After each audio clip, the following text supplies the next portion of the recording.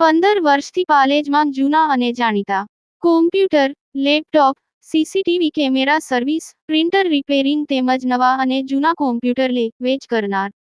Admission form તેમજ તમામ સરકારી ફોર્મ ઓનલાઈન ભરી આપવામાં આવશે.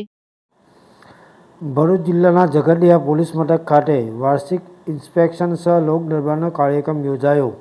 ઝઘડિયા વિભાગ મદદનીશ પોલીસ અધિક્ષકના અધ્યક્ષસ્થાને આયોજિત લોક દરબારમાં વિવિધ પ્રશ્નોની રજૂઆત કરવામાં આવી.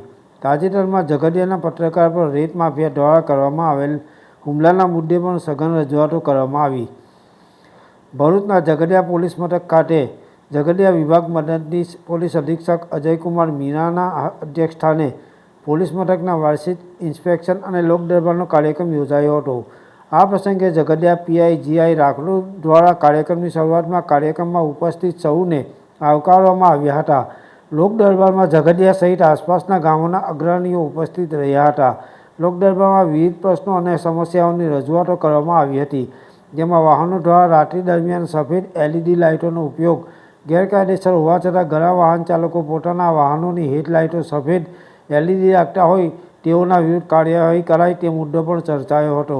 ઉપરાંત તાજેતરમાં ઝઘડિયાના પત્રકાર જયશીલ પટેલ પર એક ગેરકાયદેસર રેત ખનન કરનાર ઈસમે હુમલો કરવાની જે ઘટના બની હતી, તેમાં પોલીસ ફરિયાદના 5 દિવસ બાદ પણ આરોપી પોલીસ પકડથી દૂર રહ્યો હોય તાકીદે તેની ધરપકડ કરવામાં આવે તેમજ આરોપી વિરુદ્ધ અગાઉ પણ સગીરા પર દુષ્કર્મ કરવા સહિત કેટલાક ગુના નોંધાયા હોય. આરોપીની આ મુજબની ગુનાહિત ઇતિહાસ જોતા તેના પર પાસા એક્ટ હેઠળ કાર્યવાહી કરવામાં આવે. ઉપરાંત આ ઘટના જ્યાં બની તે રાણીપુરા ગામ નજીકના નર્મદા નદીનો વિસ્તાર પાણીવાળું હોવાથી આ સ્થળે કોઈ લીઝની કાયદેસર પરવાનગી અપાઈ નથી, છતાં ભૂસ્તર વિભાગના અધિકારીઓ ગેરકાયદેસર રીતે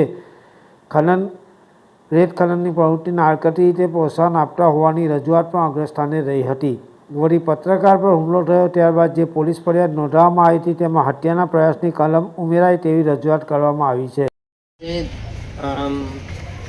રજૂઆત કરવામાં આવી છે કે ભાઈ તમારા સાથે માથાકૂટ થઈ કે તમારા સાથે ઝઘડો થયો, તો આની અમારે ત્યાં એફઆઈઆર પણ નોંધી છે અને તમારી અરજીમાં ઇન્વેસ્ટિગેશન અત્યારે ચાલે છે.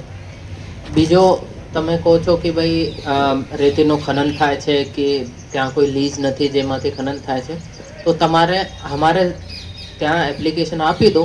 અમે આના કાં તો તમે ડાયરેક્ટ ભૂસ્તર શાસ્ત્રીને એપ્લિકેશન કરી દો, 2-3 લોકો જઈને ગામના લોકોને લઈને જાઓ ભાઈ ત્યાં લીઝ નથી અને એવો ચાલે છે, કાં તો અમારે ત્યાં અરજી કરી દો, અમે ફોરવર્ડ કરી દઈએ.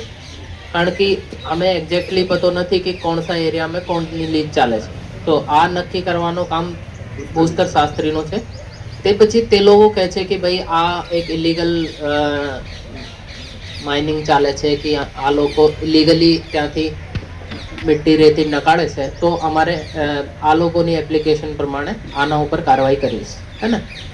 એ લોકો તમારી નહીં સાંભળતા હોય, જેઓ તમને રજૂઆત કરી કે ભાઈ આ લોકો કંઈ કનાઇવન્સ છે, તો તમે ઉપરી કચેરી પણ રજૂઆત કરી શકો છો. ત્યાંથી અમે કંઈ નક્કી થઈને આવે કે ભાઈ આ લીઝનો એરિયો નથી, તેમ છતાં આમાં કંઈ ઇલીગલ માઇનિંગ એક્ટિવિટી ચાલે છે, તો અમારે ફરિયાદ દાખલ કરીશ, ફર્સ્ટ. બીજો તમારા ઉપર હુમલો થયો કે તમે કહો છો કે પાસાનો તમે કેસ કરો કે આના ઉપર કલમ ઉમેરો કરો, આની ઇન્વેસ્ટિગેશન અત્યારે ચાલે છે.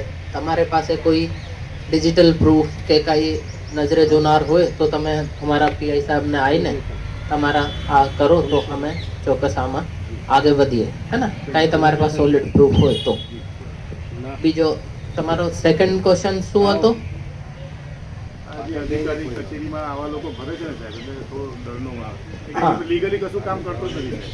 ઠીક છે, તો આ તમે એક અધિકારીને જઈને મળો તો આને કહો કે ભાઈ આ માણસ એવો છે અને આનો કંઈ લીગલ છે, તમે એકવાર તમારા તરફથી આની ઇન્વેસ્ટિગેશન કે તમારા તરફથી જાણકારી લઈ. આજ રોજ ઝઘડિયા પોલીસ સ્ટેશન ખાતે વાર્ષિક ઇન્સ્પેક્શનનું આયોજન કરવામાં આવ્યો હતો, જેમાં લોક દરબાર અમારે યોજવામાં આવ્યો હતો, જેમાં વિવિધ પ્રકારના જે આપણા સામાજિક પ્રશ્નો છે, આપણા ટ્રાફિકના પ્રશ્નો છે, પોલીસના લગતા અને સોસાયટીના કાંઈ પણ ગેરકાયદેસર કાંઈ પ્રવૃત્તિ ચાલતી હોય જેના લગતા જે પણ કાંઈ પ્રશ્નો હતા, આ લોક દરબારમાં સુનાવણી કરવામાં આવી હતી અને આનો ઝડપથી ક્વોલિટી નિકાલ કરવામાં આવે આ બાબત પીઆઈ શ્રીને માહિતી આપવામાં આવી હતી અને તે પછી આપણે પોલીસ દરબારનું આયોજન પર કરવામાં આવ્યો હતો, જેમાં પોલીસથી લગતા પ્રશ્નો સાંભળવામાં આવ્યા હતા.